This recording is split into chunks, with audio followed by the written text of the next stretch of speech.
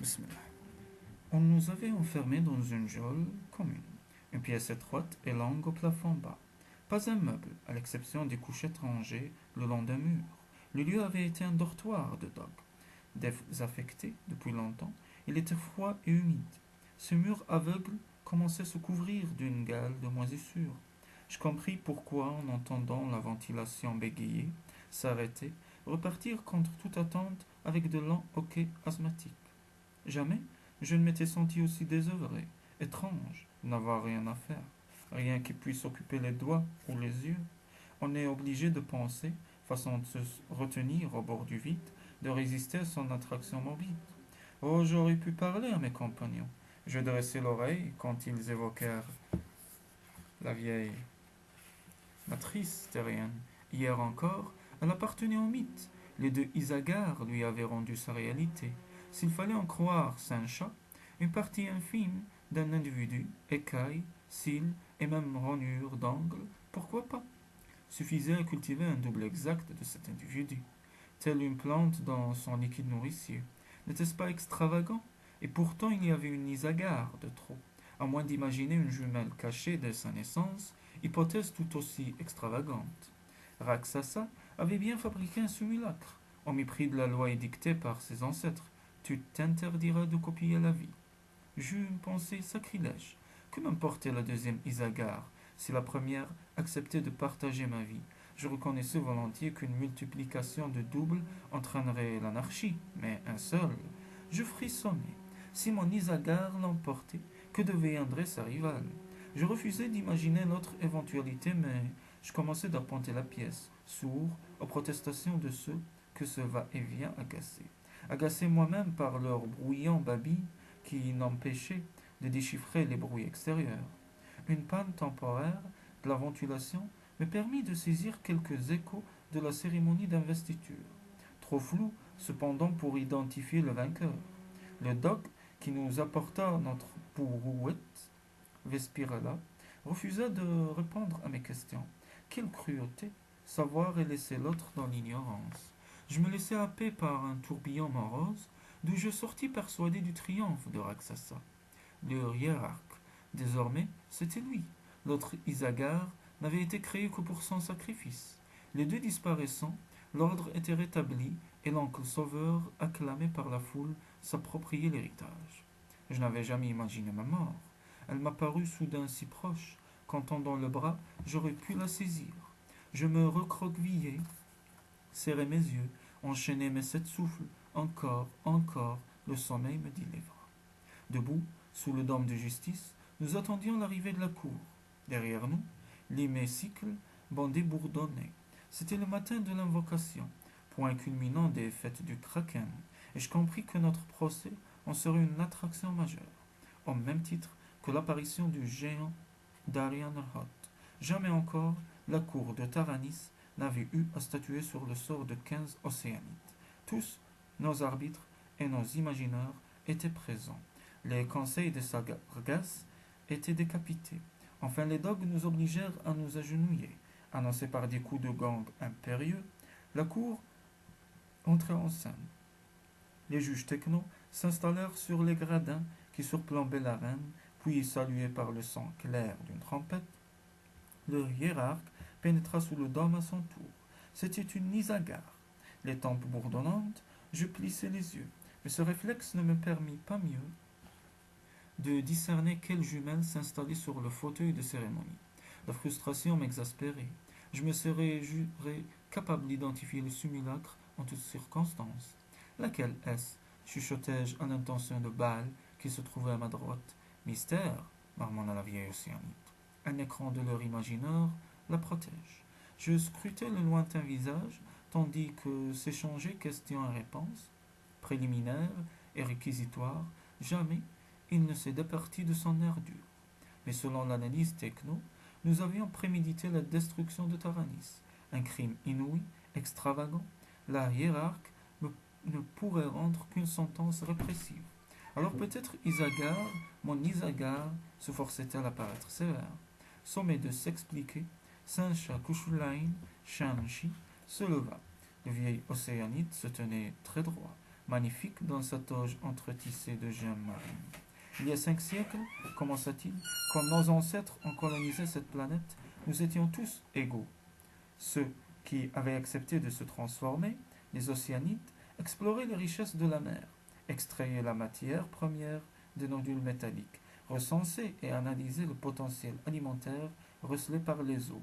De leur côté, ceux qui différaient leur transformation, une classe d'ingénieurs que nous avions appelés les technos, fondaient les minerais, construisaient des villes et des ports, créaient les éléments d'un agréable confort, trouvaient les moyens de dompter les fureurs océanes grâce à l'écume du kraken. Un jour, car cela nous semblait ridicule, nous avons négligé de nous opposer à un édit qui vous donnait la préséance. Sans doute en avez-vous conclu que nous vous trouvions supérieurs, car depuis, notre situation n'a pas cessé de se détériorer. Nous vous avons mis en garde de nombreuses fois.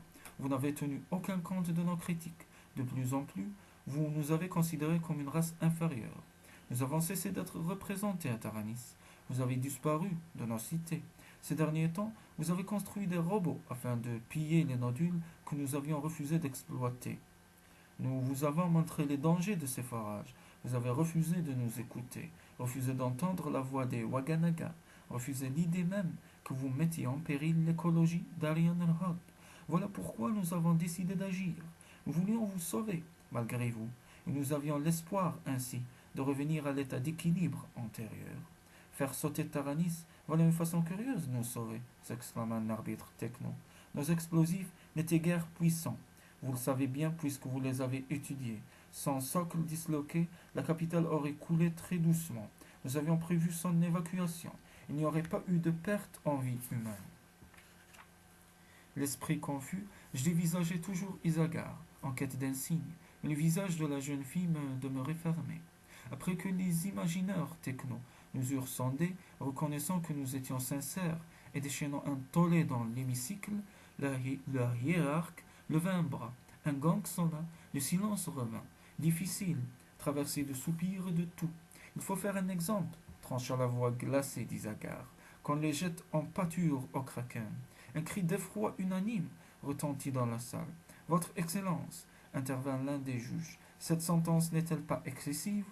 Pourquoi donc, Wayapu, le kraken n'est-il pas notre Dieu, le juge suprême? Si ces altères ne sont pas dans l'erreur, s'ils méritent d'être écoutés, pourquoi les tuerait-il? Je fais ici une promesse solennelle.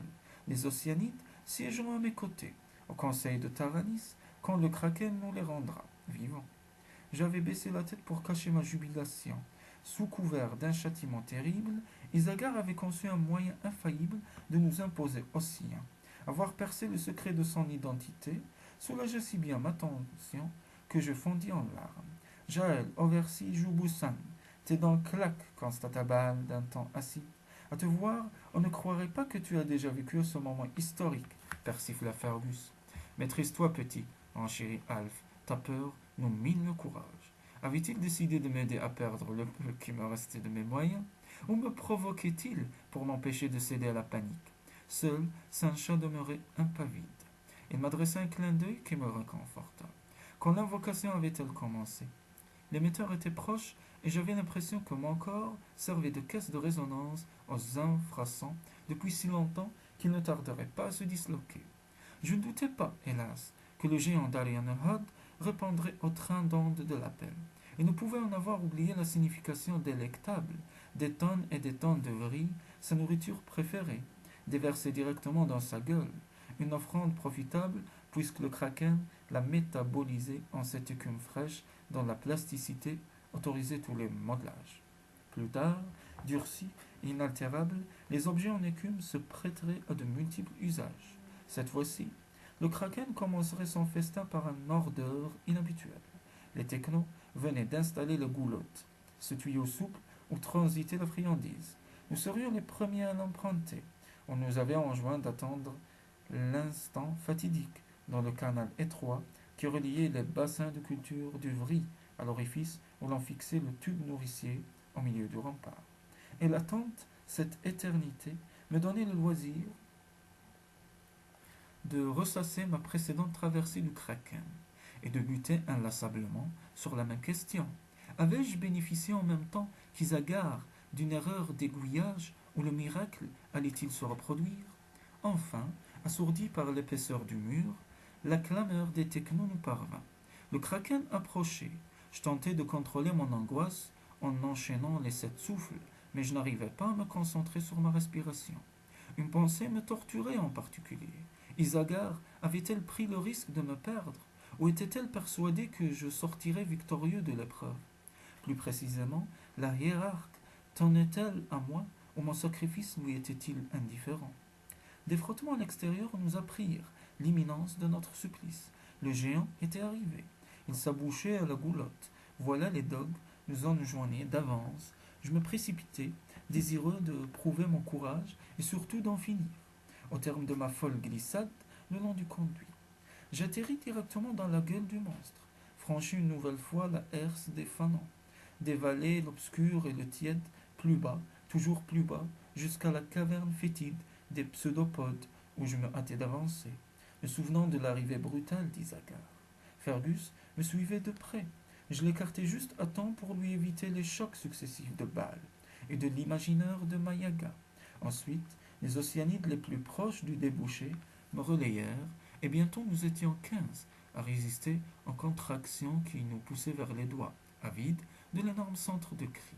Alors une avalanche de vrilles nous submergea, perdant tout contact avec les parois, ensevelis dans l'aliment de synthèse dont le flux ne tarissait pas. Nous fûmes pressés, roulés, charriés jusqu'au palpe rosâtre, dont cette fois j'accueillis avec soulagement le contact des soies gluantes. Je suffoquais. Tout me semblait préférable à périr asphyxié. Sous moi, un sphincter s'ouvrit, lequel j'étais aveugle et sourd, engourdi par le manque d'oxygène, comme éloigné de moi. Je tombai à nouveau, et quand j'atterris, ce fut sur un broyat de matière dure et coupante où je m'enfonçai en subissant la chute d'un corps, d'un autre encore. Où trouvai-je l'énergie de me dégager alors que j'étouffais, les oreilles bourdonnantes, la lèvre coupée par un fragment de coquille, l'estomac révulsé par le goût de mon sang, mêlé à des liquides immondes? À la réflexion, je dus puiser ma force dans la certitude d'avoir franchi le bon sas. Je n'allais pas mourir vainqueur tout de même. J'accueillis avec un soulagement exultant les contractions qui me poussaient vers le dernier sphincter. L'un après l'autre, mes compagnons franchirent l'anneau dilaté et vinrent flotter à la surface. Le kraken nous avait rendu à notre élément, l'océan. Sur les remparts, des cris incrédules avaient accompagné notre apparition. Puis ce fut un délire d'acclamation. Juchés sur les tours et les remparts, les technos hurlaient leur enthousiasme. Isagar avait gagné son pari.